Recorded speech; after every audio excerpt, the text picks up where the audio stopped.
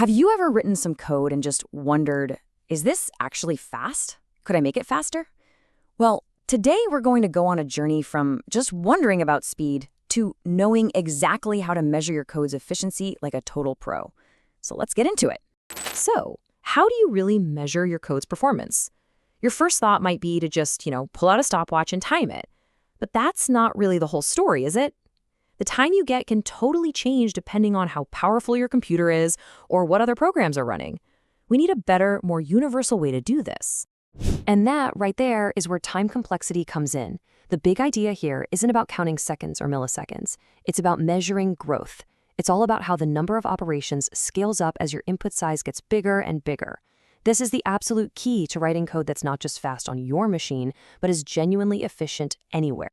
Okay, so to talk about this growth rate, we all need to be on the same page, speaking the same language.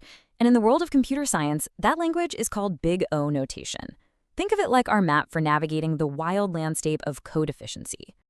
Now you'll see a few different notations out there: Big O, Omega, and Theta. They stand for the worst, best, and average cases. But the one that really matters, the industry standard, is Big O. Why? Simple. It prepares us for the absolute worst-case scenario. It tells us the upper limit of our code's runtime, so we know for sure it can handle anything we throw at it. And this chart right here, this beautifully illustrates what we're talking about. This is the Big O complexity chart, and it's going to be our guide for this whole explainer. On the bottom, you've got the size of your input, and up the side, the number of operations. Our goal is really simple: write code that lives down here in the green and yellow zones. Excellent, good, and fair. What we really want to avoid is that terrifying red zone up top. So how do we actually do that? Let's get our hands dirty and start analyzing the most fundamental building block of pretty much any program, the humble loop. We're going to start with the most common complexity you'll see out in the wild: linear time, or as we call it, ON. This puts us right in that fair yellow zone on our chart. Check out this classic for loop. If you've written any code at all, I bet you've written this exact loop 100 times. Here, the number of operations is tied directly to the input size, which we call n. If n is 10, the loop runs about 10 times. If n is 1,000,000, you guessed it, it runs 1,000,000 times. This direct, one-to-one relationship, that is the very definition of linear time. So, how can you spot this pattern? Just look for a loop where the counter goes up by a constant amount each time, like I++, or even I+ = 2. It doesn't really matter if it hits every single element or just every other one. The growth is still linear. On our chart, this is that straight O of n line that just cuts right through the yellow fair zone. It's predictable, and honestly, it's often totally fine. But you know what? We can do better than fair. Let's jump into the excellent green zone with our next type: logarithmic time, or O of log n. Now look closely at the change in this loop. Instead of just adding to I, we're multiplying it by 2 every single time. So the value of I doesn't go 1, 2, 3, 4. It goes 1, 2, 4, 8, 16. It gets to end way, way faster.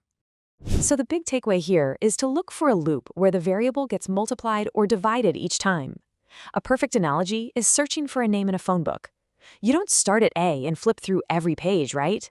No way. You open it to the middle, figure out which half the name is in, and you do it again. You keep cutting the problem in half.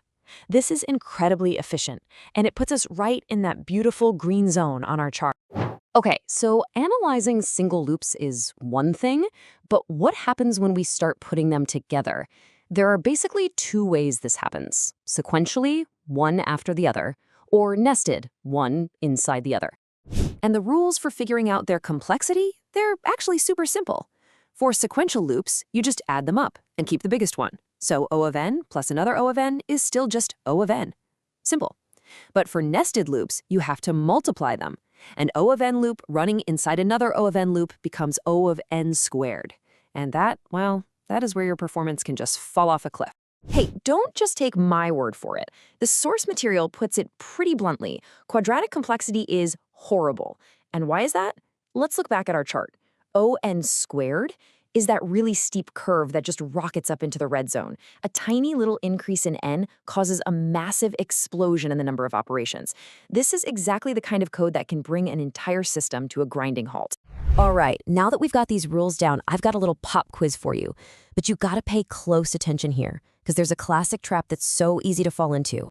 So take a look at this loop. At first glance, you see I equals 2, and you immediately think, aha, I know this one. The counter is being multiplied, so this has to be logarithmic O of log n. Makes sense, right? So what do you think? Take a second, look really closely at how it starts. What is the time complexity here? It's a trick question. The answer is it never finishes. It's an infinite loop. Think about it.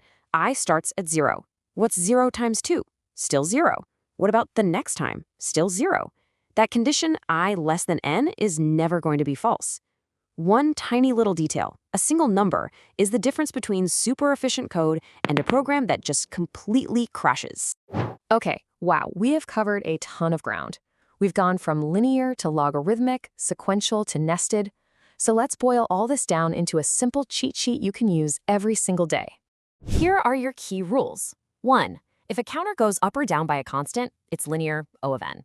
2. If that counter is getting multiplied or divided, it's logarithmic, O log n. 3. A loop inside of another loop is almost always quadratic, O n squared. 4. 4 loops that run one after another, just add them up and keep the biggest one.